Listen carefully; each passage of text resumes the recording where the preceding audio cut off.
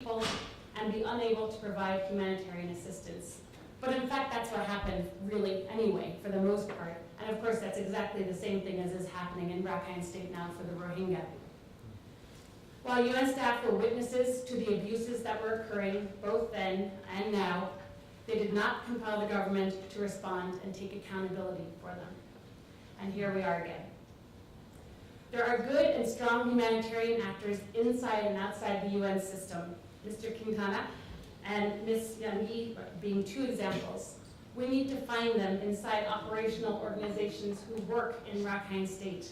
And then we need to support their efforts to document and report on human rights abuses, both internally and externally. And if the UN will not call for accountability, then we must call both Myanmar and the UN to be accountable. Finally, the Rohingya are a mighty people. Likely more than 2 million of you live around the world and to continue to fight for your rights. When the government of Myanmar reneged on a previous agreement to permit people to self-identify in the national census, the Rohingya somehow quickly organized themselves, and almost 1.3 million of you decided not to participate because you would have to identify as Bengali.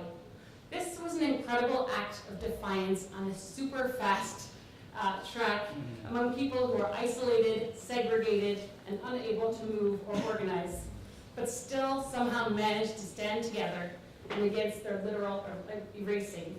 And it inspires me endlessly.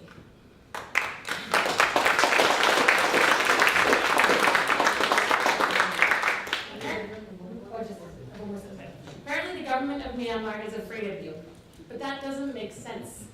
Among you in the camps and in the villages throughout Rakhine State, there are doctors and nurses, physicists, engineers, scholars, teachers, and aspiring politicians, many of them in this room, I know.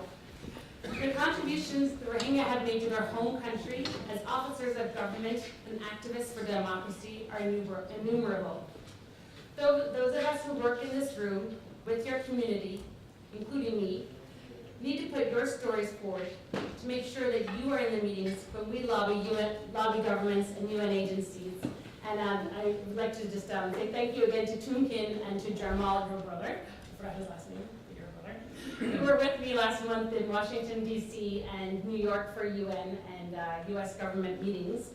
They were incredibly passionate and articulate and powerful, and had a much greater impact in those meetings than I would have had by myself.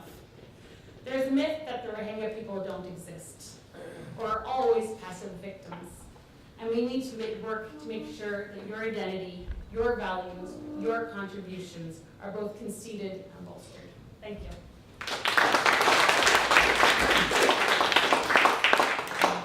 Thank you so much, Senator Reynolds. Now moving from an international perspective, we are moving over to a more regional perspective, and who else is more suited to do that than General Azhumi, retired former Chief Army of Malaysia and former UN peacekeeper and current trustee of the Dharma Global Peace Foundation in Malaysia. The floor is yours. Thank you. Very good afternoon, ladies and gentlemen. Assalamu alaikum warahmatullahi wabarakatuh. Peace be upon you. Some of you may be wondering, what is a retired general, a former chief of the Malaysian army, standing before you and talking about conflicts, talking about peace? In fact, I was asked of this in my country. My response was simple. I've seen enough, I've had enough, and if all of us address ourselves as a civil society, it is about time that we put a stop to all these abuses, humanitarian abuses, persecution, deprivation, segregation, and a host of others. I've seen the aftermath of the first Gulf War. I was responsible for the deployment of the Malaysian Armed Forces peacekeeping troops to Somalia. I saw the situation. I attended the troop contributing nations meeting in Zagreb and saw what it was all about, and also saw Cambodia. And I've made, upon retirement, I said to myself, it's about time that it is payback time. It's about time that I contribute to humanity. And like all of you, I'm standing before all of you this evening. It's because of my passion. I feel this beautiful little girl who is 10 years old, who is today in my country, like all the Rohingyas, deserve the respect, deserve the dignity of a human being. She's 10 years old. Her parents had to cough out 10,000 ringgit to bring the entire family to safety in Malaysia. And this is what is happening today. The issue that currently ASEAN as a region is faced with, you can consider it to be as the biggest humanitarian issue following the Vietnam War.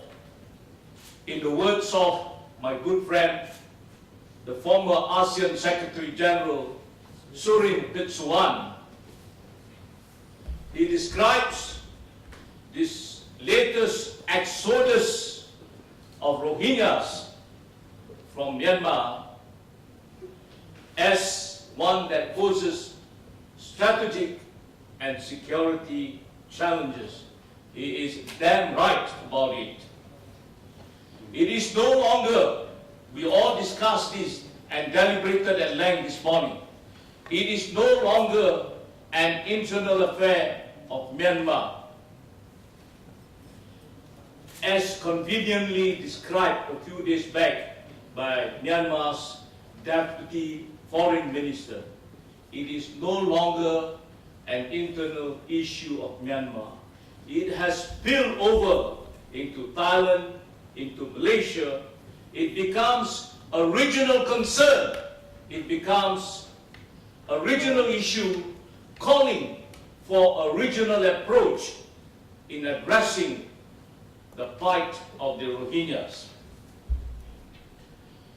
The risk that is being faced with constitutes a regional challenge, not only due to the spillover, as I mentioned, but also on ASEAN's credibility, is the word, on ASEAN's credibility as a regional entity, a regional bloc, in preserving and in seeing that all measures are taken to prevent further escalation of such atrocities within ASEAN, within the region, as enunciated in the ASEAN Charter or the ASEAN Declaration, to which Myanmar is a signatory.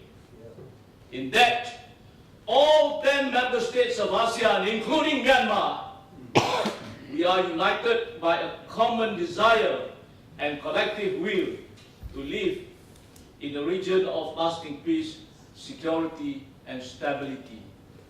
What is happening today in Myanmar?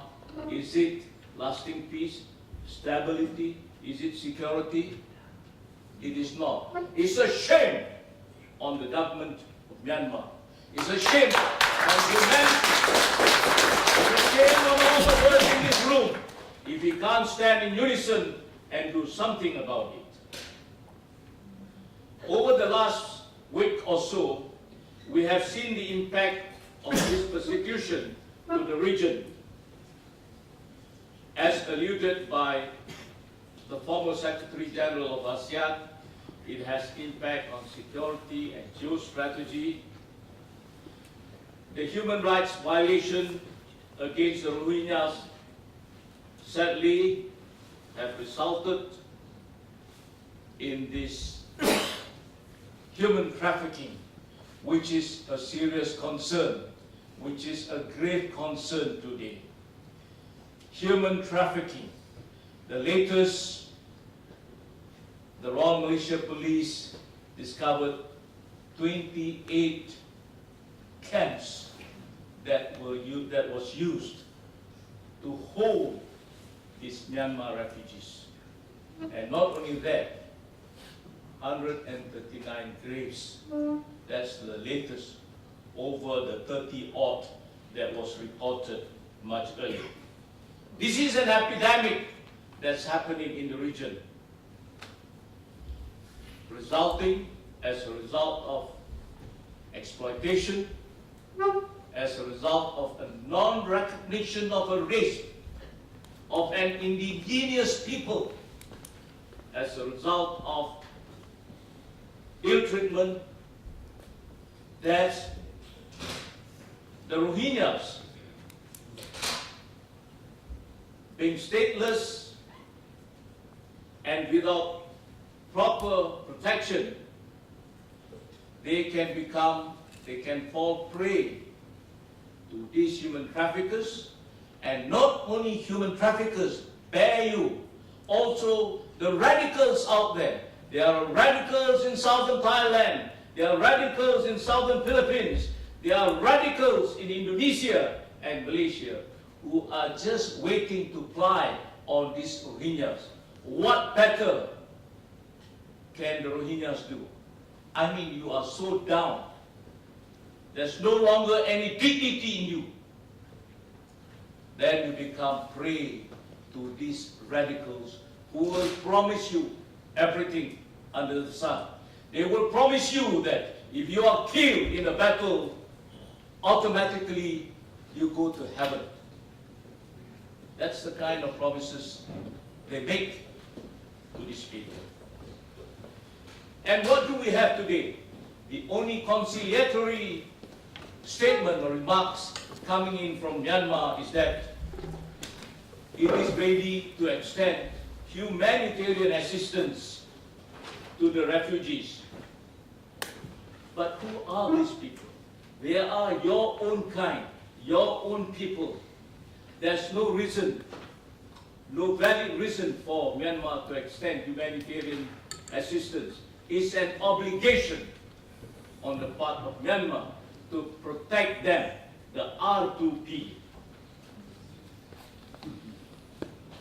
And Myanmar cannot continue to dispute allegations by the region that she is the source of the problem today. The region today, ASEAN, is faced with a challenge, a test of its political will to address the issue of Rohingyas. And Myanmar, during her tenure, someone asked me today, why is ASEAN mute, silent on this issue? Malaysia had just taken over the chairmanship of ASEAN. Myanmar was chairman over the last 2 years. And each time, the issue of the Rohingyas came up at the summit, it was sidelined. Myanmar refused to have it on its agenda. Is that what you call a responsible government, a responsible member of a regional bloc? I'm not sure. Now, following the recent mass exodus, a university in Thailand and the Equal Rights Trust, in fact, the University of Mahidol in Thailand, had rightly concluded that any country in the region that strengthens its protection framework for refugees will be disproportionately burdened. And this is true in the case of Malaysia. But we are not washing away our responsibilities as a member of ASEAN. it is going to cost the Malaysian government some 6.6 million ringgit annually to care for the Rohingyas that's in Malaysia. But Malaysia as a chair, as a member of ASEAN, has a responsibility, and ASEAN also has a responsibility, and we will uphold that responsibility. But as the Malaysian government made a commitment that it can only be temporary in nature, it can only be for a year. After that, the international community has to come in. Funding will have to come from the international community. Today, as part of Malaysia's obligation as a member of ASEAN in addressing this issue, besides the meetings of the foreign ministers, we have out there within our territorial waters 4 naval ships and 2 aircrafts looking out for refugees. This is a shift in an earlier decision made by the government that we will feed them, give them water, but send them back to sea.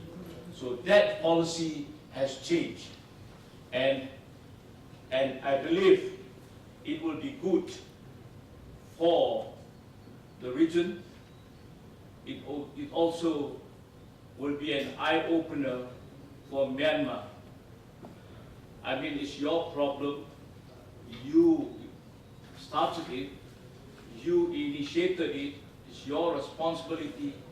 But shame on you, because it takes another member of the regional bloc to do something. Another challenge that the region is faced with, particularly ASEAN, is on this ASEAN traditional policy of non-interference in the internal affairs of member states and equal sovereignty. Is ASEAN prepared to come up with limitations? In fact, on the 7th of April in Malaysia, we had Humanity Malaysia organized a roundtable conference on the issue of the Rohingyas.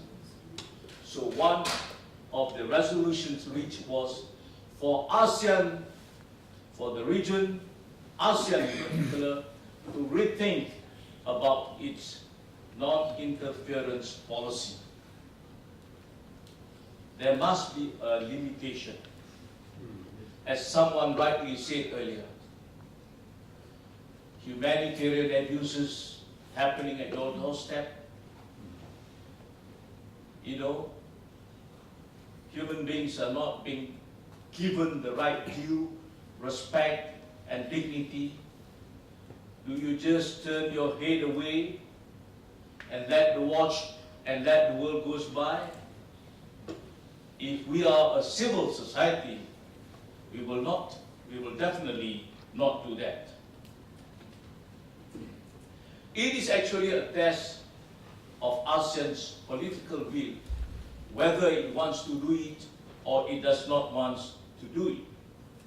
As Elliot Brandman of the Swedish Institute for Security and Development Studies rightly described, the problem of ASEAN's, it is a problem of ASEAN's own making, one born out of an outdated non-interference policy, quote unquote. And I certainly agree with that. And the litmus test for ASEAN is to address the dire state of violation of human rights in Myanmar.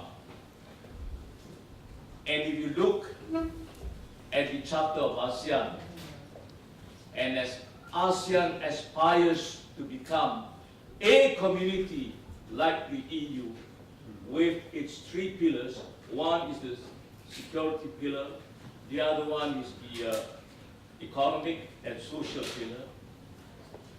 If you analyze the objectives of becoming an ASEAN community and why the need for these 2 pillars, you will find that what is happening in Myanmar today makes that resolution that was agreed as just a piece of paper. That's it. It's just a piece of paper. In the 7th of April conference in Kuala Lumpur, I was branded as being too hard, too idealistic, when I suggested that it is about time that ASEAN tells Myanmar, look, if you don't behave, you're out of the bloc.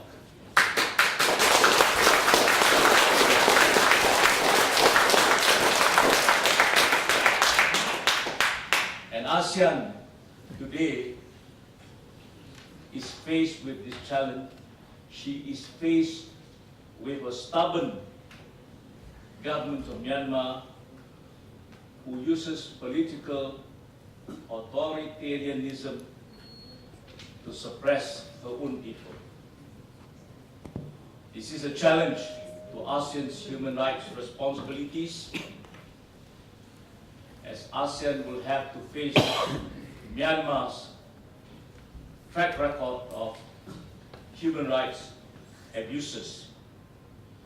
And the policy for the future of ASEAN is going to be dictated by one's interpretation whether this persecution of the Rohingyas amounts to them being refugees, asylum seekers, or economic migrants. ASEAN as a challenge will have to weigh it carefully and will have to make a common stand. Besides this policy of non-intervention, another challenge to ASEAN is whether ASEAN will have the courage to critique another member state, to criticize another member state. The last that we saw was during the Saffron Revolution, when the former Singapore Foreign Minister, Josh Yeo, and that was the time that ASEAN chastised Myanmar. And Josh Yeo went as far as to express his revulsion.